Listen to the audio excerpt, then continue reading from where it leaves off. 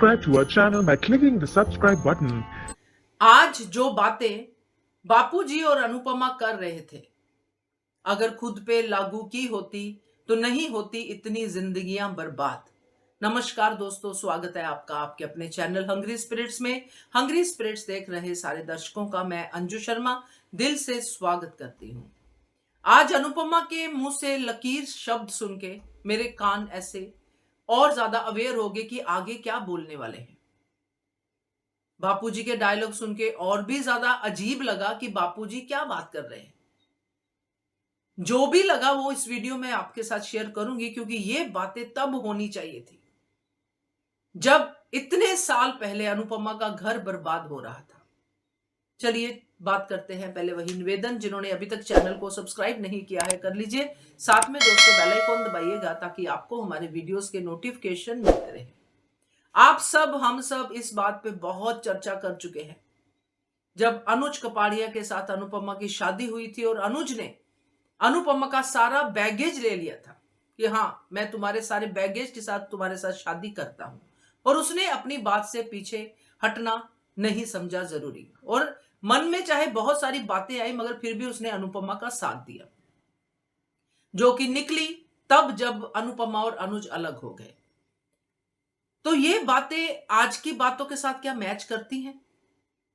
क्योंकि आज अनुपमा वो लकीर की बात कर रही है जो अनुज तब करता था कि एक लकीर खींचो, एक लकीर खींचो, एक लकीर खींचो। ये इनविजिबल लकीर की बात जो अनुपमा आज कर रही है, ये तब नहीं समझ में आया।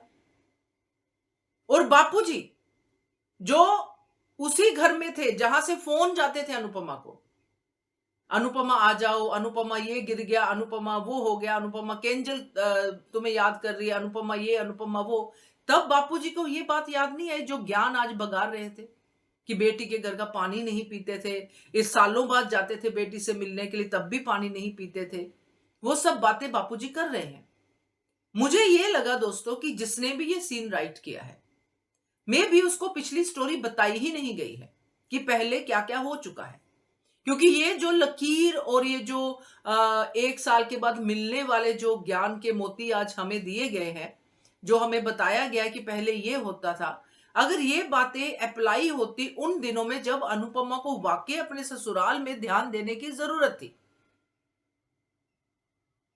तब अनुपमा ने बापूजी के घर को बहुत ज्यादा अहमियत दी, क्योंकि वहां पे अनुपमा के बच्चे थे। अब वो अहमियत देना और अनुपमा का घर बर्बाद हो जाना, इन दोनों की वजह से ना तो अनुपमा अपना घर संभाल पाई, ना ही अपने ही बच्चों को संभाल पाई। क्योंकि आज भी पाखी अनुपमा के मुंह पे उसकी बेइज्जती करती है, तोशु भी बहुत कुछ कहता है, वो बच्चे भी नहीं सुधरे, ये भी नहीं सुधरे, अपनी लाइफ भी उनकी ऐसी हो रखी है कि उनकी लाइफ का कुछ पता ही नहीं है। तो ओवरऑल अगर मैं बात करूं तो कोई बहुत अच्छा काम नहीं हुआ है, कोई ऐसा नहीं हुआ है जिससे हम कहें कि वो टाइम पे जो भी अनुपमा ने फैसले लिए थे या बापूजी ने जो फैसले लिए थे उनका कोई अच्छा असर हुआ हो। सिर्फ अनुपमा ही हाईलाइट हुई है।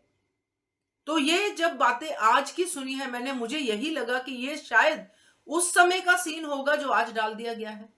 क्योंकि अनुपमा अगर अपनी माँ की बात करती है कि माँ ने भी ये कहा कि 1 हफ्ते मैं कहती थी फोन करो मुझे, ये करो, तो तब तो अनुपमा को ऐसा कोई अधिकार था ही नहीं। जब अनुपमा की माँ की घर पे आके जब आती तो बाप बेइज्जती कर देती थी। तो ये कौन सी दुनिया की बात कर रहे थे दोनों?